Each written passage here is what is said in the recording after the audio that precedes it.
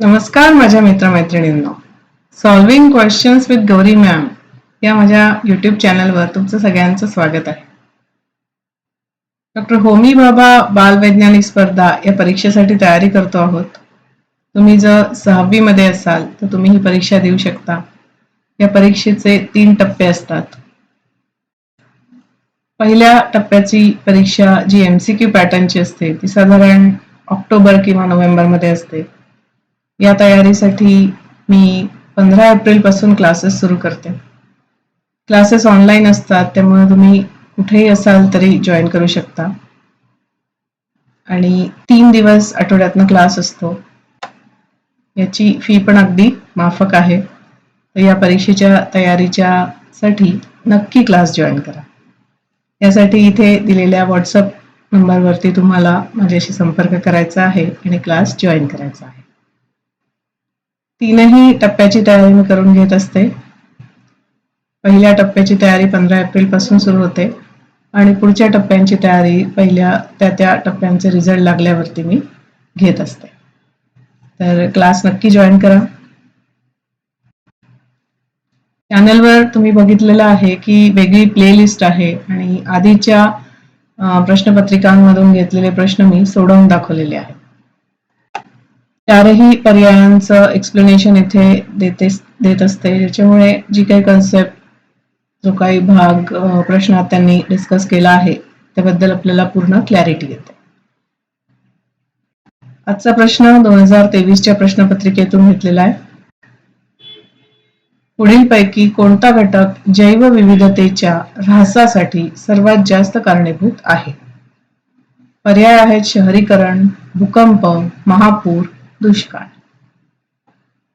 आपत्ती व्यवस्थापन हा जो आपला धडा आहे 6वीचा, त्या धड्यातनं जी माहिती घेतली त्याच्यावरचा हा प्रश्न आहे बघा.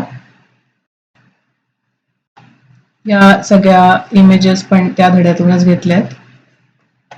भूकंपाचे परिणाम काय असतात थोडंसं लक्षात घ्या. भूकंप होतो तेव्हा बांधकामे, पूल, रस्ते, लोहमार्ग उद्ध्वस्त होतात.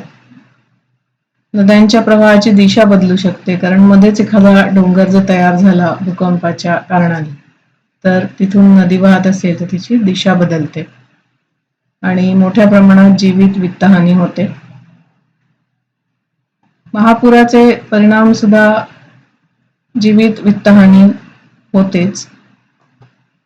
इकडे जमिनीची धूप होते. वरची जी सुपीक जमीन असते, सुपीक माती असते ती वाहून जाते. त्याच्यामुळे पिकांचं अमाप नुकसान होतं आणि पाण्यामध्ये जीवन असतं. पाण्यामुळे भरपूर जीवाणू वगैरे वाढायला मदत होते. पाणी साचलेलं असतं महापुराच्या वेळेला बहुतेक वेळेला, त्यामुळे रोगराई, आजार हे पूर ओसरल्यानंतरही पसरतात. त्यानंतर दुष्काळ आपल्याला एक पर्याय दिलेला आहे. तर दुष्काळाच्या वेळेला पाण्याची कमतरता म्हणजे पाणी नाहीच, सगळीकडे रखरखीत, झाडं वाळून जातात, पशुपक्ष्यांना, जनावरांना पाणी नाही, अशी परिस्थिती दुष्काळाच्या वेळेची असते. चौथा पर्याय जो दिलेला आहे तो आहे शहरीकरण. शहरीकरण कोण करतं? माणूस करतो. बाकी या सगळ्या नैसर्गिक आपत्ती आहेत. शहरीकरण हे मानवनिर्मित आपत्ती आहे. आपत्ती एवढ्यासाठी की आपण काय करतोय शहरीकरण करत असताना, मुख्य म्हणजे झाडं तोडतोय, शेतीची जमीन घेतोय आणि तिथे बिल्डिंग्स बांधतोय किंवा कारखाने उभे करतोय. हे सगळं करत असताना नदीमधून पाणी घेतोय आणि नद्यांमध्येच आपण कारखान्यातनं निघणारं खराब पाणी, रसायनयुक्त पाणी किंवा घरातनं निघणारं सांडपाणी हे टाकतोय परत नदीमध्ये. त्यामुळे नद्या प्रदूषित होतात. तर हे मुख्य कारण आहे जैवविविधतेच्या ऱ्हासासाठी. नद्या प्रदूषित झाल्यावरती नद्यांमध्ये जी जैवविविधता दिसून येते त्याच्यात जे मासे असतात, आणखीन विविध वनस्पती असतात पाण्यात राहणाऱ्या, त्या सगळ्यांचा ऱ्हास होतोय. तिथून पुढे चालू होणारी अन्नसाखळी खराब होते आहे. त्याच्यातनं त्या माशाला खाल्ल्यावरती एखाद्या पक्ष्याचं जीवनमान खराब होत आहे, त्याला त्रास होतो आहे. येतंय लक्षात तुमच्या?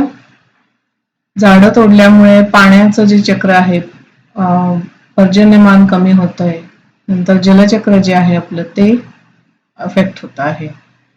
अशा प्रकारे शहरीकरणामुळे मुख्यत्वे करून जैवविविधतेचा ऱ्हास होतो आहे. बाकी 3 गोष्टींनी ऱ्हास होतो, पण तो त्या एका मर्यादित कालावधीपुरता असतो असं आपण म्हणू शकतो. की खूप मोठा ऱ्हास असतो, मी असं म्हणत नाहीये काहीच नसतं. भूकंप येतो, पुढे 20-25 वर्ष त्या लोकांना पुन्हा सेटल व्हायला वेळ लागतो. महापुरामध्ये सुद्धा खूप नुकसान होतं.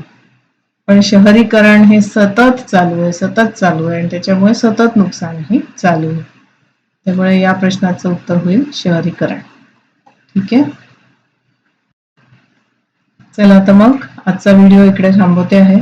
असेच अजूनही सोडवलेले प्रश्न घेऊन येणार आहे.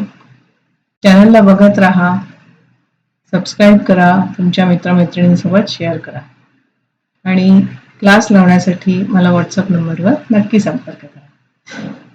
असंच भेटत राहूया. टाटा.